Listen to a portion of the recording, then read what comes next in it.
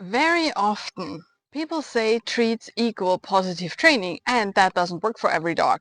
But what really happens is one or more of the following mistakes. And we will go from the least to the most severe and how to fix them. So mistake number one is using only dry kibble and only giving it from your hand. Now, this is not only boring, in many situations to many dogs, it's also a little bit intimidating for some shy dogs, right? If you lean over your dog while offering a treat, it might be a little bit uncomfortable for your dog. And treats can do so much more. They can be so amazing. You can do so many fun games with them. You can let them chase after them with a bowling game. You can let them stalk them. You can let them search them. You can do so many things. It's so much more than giving your dog a dry kibble from your hand. And also, variety is key. So let your dog decide which treat he or she likes and in what situations, right? And depending on how tricky something is, the better the reward is gonna be, right? I will give you one more tip about the treat thing in the end, but now let's see mistake number two.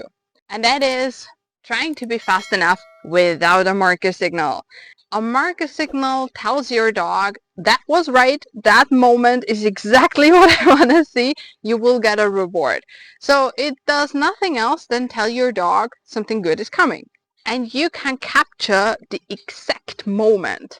Now, if you don't use a marker signal, and don't worry, you have a free guide in the description, so if you want to start with your dog, go to the description and get your free guide.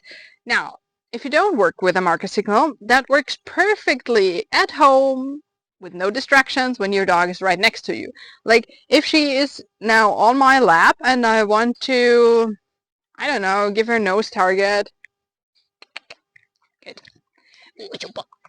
And I would treat her for that. I wouldn't need a marker signal because she's right on me, right?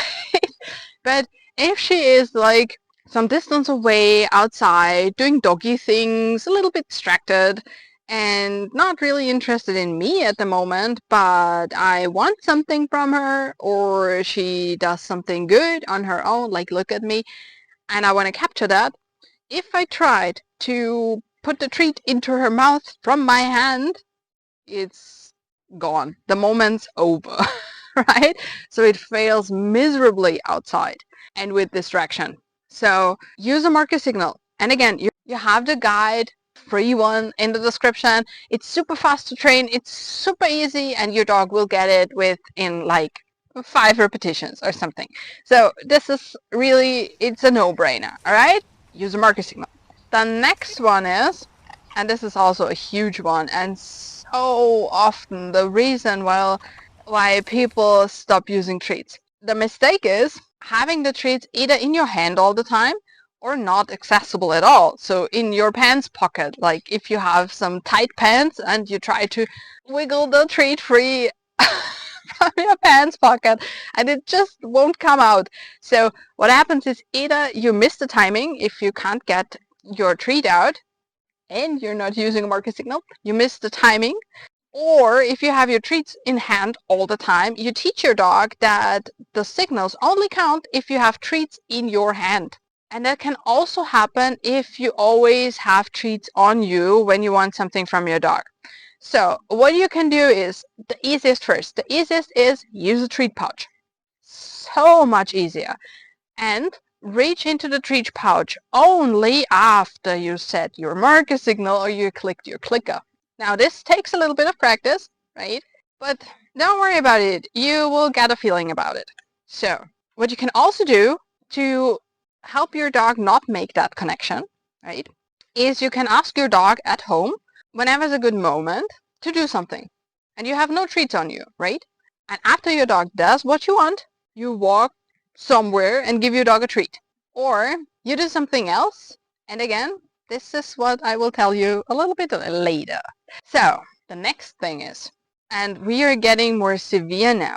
This can actually be dangerous, so not only don't do it, but if your dog is showing signs of reactivity and things, get a professional on board, or really inform yourself before training, all right? So the next thing is your dog is escalating, going crazy, you missed the timing, and you're trying to shove a treat in his face.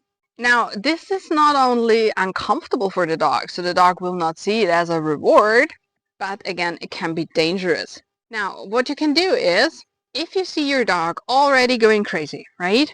You now know that this moment will come, and next time you can react a little bit sooner and use a marker signal first.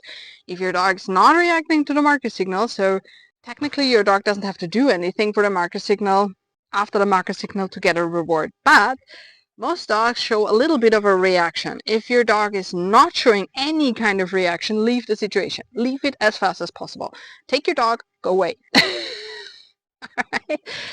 If your dog does some twitch, yeah, so the ear twitches a little bit in your direction, or the nose goes a little bit, or he softens up just a little bit, throw the treat away so your dog can bounce after it. Now, this doesn't work all the time. So again, if this is something you're challenged with, we can do a free call. Go to the description, book a free call, we see how it can help. Or really get into the topic of leash reactivity. This is something that is huge. This is something that takes some knowledge and some training and all these things. But what doesn't work is your dog is going crazy and you shove a treat into your dog's face, right?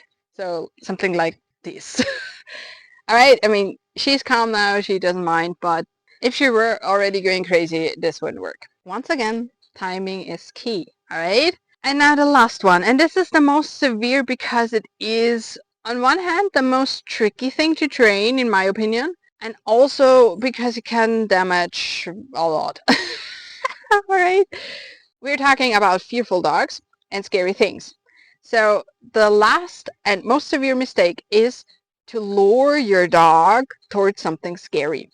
Now, what this does is it produces a conflict in the dog because the dog wants to get the treat but is scared of whatever the treat is leading him to. And this makes a very uncomfortable association with something that is already scary and possibly with you. This is not what we want, right? So what we do is we play a little pendulum game. We do a little walking towards it, marker, walking away, giving the treat while walking away or throwing the treat away, so your dog can get distance again into whatever's scary, right? So that way you will get a double reward, the distance and the treat, and your dog will feel relieved instead of a conflict, right? So this is something, again, that takes a little practice, and it takes some time to realize when things are getting too scary for a dog.